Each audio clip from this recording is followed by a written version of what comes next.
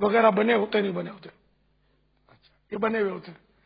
اب یہ بتائیے کہ ایک عام پودا ہے، اس کے پھول کا نقش بنایا، یہ فضیلت والا ہے یا پیارے محبوب صلی اللہ تعالی علیہ وآلہ وسلم کی نعل پاک یعنی جوتی مبارک کا نقش فضیلت والا ہے؟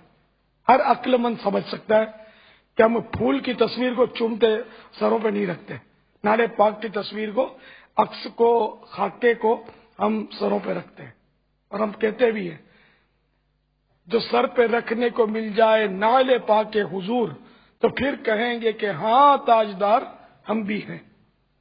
یہاں اوریجنل نعل کے بارے میں غالباً تخیل ہے۔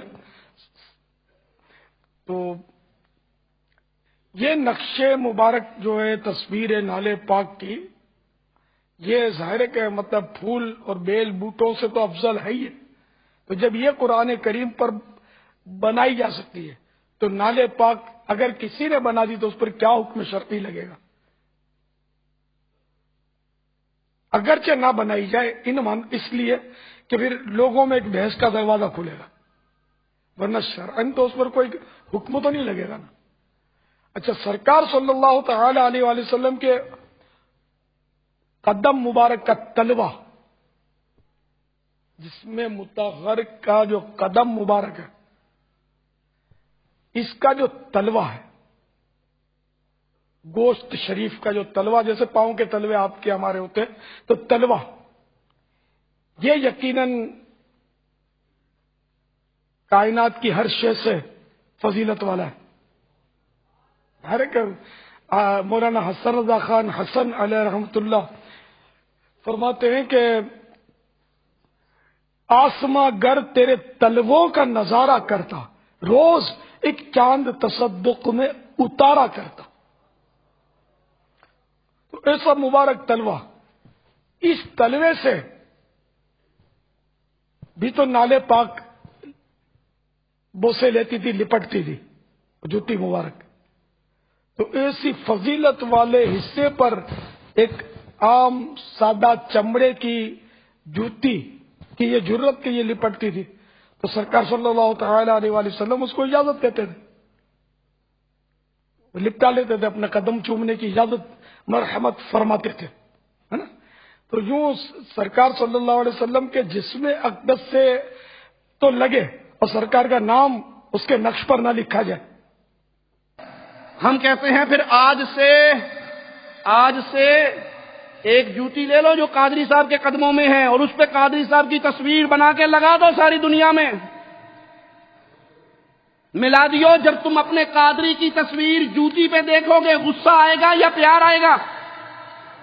عقل مندوں سے سوال ہے، جن کی عقل سلامت ہے، اپنے پیر صاحب کی تصویر، پیر صاحب کا نام جب تم جوتی پہ دیکھو گے، غصہ آئے گا یا پیار آئے گا؟ غصہ آئے گا، کہو گے ہمارے بابا کی توہین ہو گئی، ہمارے پاپا کی توہین ہو گئی۔ ارے ظالموں، شرک نے تمہیں کتنا اندھا کر دیا، تم محمد کریم کا نام پیارے نبی کی نالین پہ لکھتے ہو، اس سے بڑی بھی کوئی گستاخی ہوگی؟ ارے مصطفیٰ کا مبارک نام تو قرآن کے حروف میں ہے، قرآن کے الفاظ میں ہے، قرآن کی زینت ہے۔ جس نبی کا نام قرآن کی زینت تھا، تم نے اس نبی کے نام کو اٹھا کر جوتی کی زینت بنا دیا، اور ابھی ابلیس کا فتویٰ اس پہ لگاتے ہو جو تمہارے طرح کی بے غیرتی نہیں کرتا۔ اس کو کہتے ہو کہ آج سارے جہان والے خوشی منا رہے سوائے ابلیس کے۔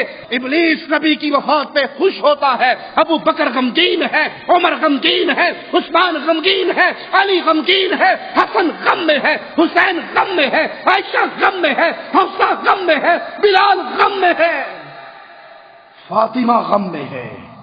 فاطمہ کہہ رہی ہے، فاطمہ تو زہرا آواز لگا رہی ہے، جو غم بابا کی وفات سے میرے دل پہ ٹوٹا ہے، سورج پہ ٹوٹتا سورج اندھا ہو جاتا، پہاڑوں پہ ٹوٹتا پہاڑ ریزہ ریزہ ہو جاتے، چاند پہ ٹوٹتا چاند کی روشنی ختم ہو جاتی، جو غم فاطمہ پہ ٹوٹا۔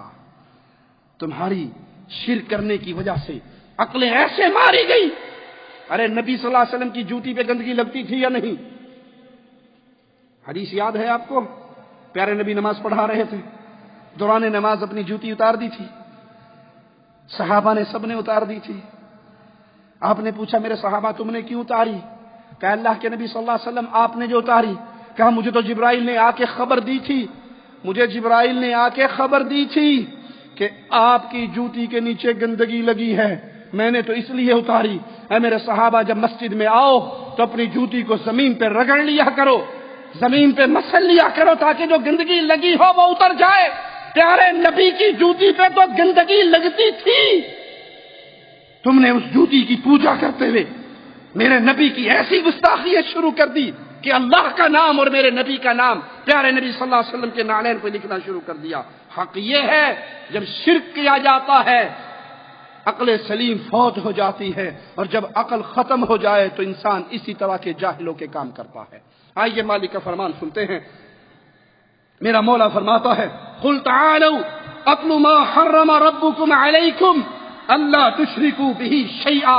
پیارے نبی صلی اللہ علیہ وسلم اعلان کر کے ان کو سنا دیجیے، آؤ میں تمہیں وہ کام پڑھ پڑھ کے سناؤں جو تمہارے رب نے تم پہ حرام کر دیے ہیں، اور ان کاموں میں سے ایک کام یہ ہے کہ اللہ کے ساتھ اپنے رب کے ساتھ کسی کو شریک نہ بنانا، اللہ کے ساتھ کسی کو اس کا پارٹنر نہ بنانا۔ اللہ سے دعا ہے اللہ ہمارے گناہوں کو معاف فرمائے، اللہ ہماری خطاؤں کو معاف فرمائے، اللہ ہماری سیاہکاریوں کو معاف فرمائے، اللہ ہمیں ایمان پہ باقی رکھے، اللہ ہمیں توحید پہ باقی رکھے، اللہ ہمیں غیرت ایمانی پہ باقی رکھے، اللہ ہمیں اس ایمان کا، اس توحید کا غیرت مند سپاہی بنائے، اور ہماری زندگی گزرے اسی لا الہ الا اللہ کے پیغام کو نشر کرتے ہوئے گزرے۔ اس پیغام کے لیے اپنی جان، اپنا مال، اپنی قوتیں، اپنی زبانیں، اپنی ایک ایک صلاحیت صرف کرنے کی توفیق عطا فرمائے۔ اقول قولی هذا واستغفر الله لي ولكم ولسائر المسلمين فاستغفروه انه هو الغفور الرحيم۔ لا الہ الا اللہ محمد رسول اللہ علیہ صلاة اللہ وآلہ والأحباء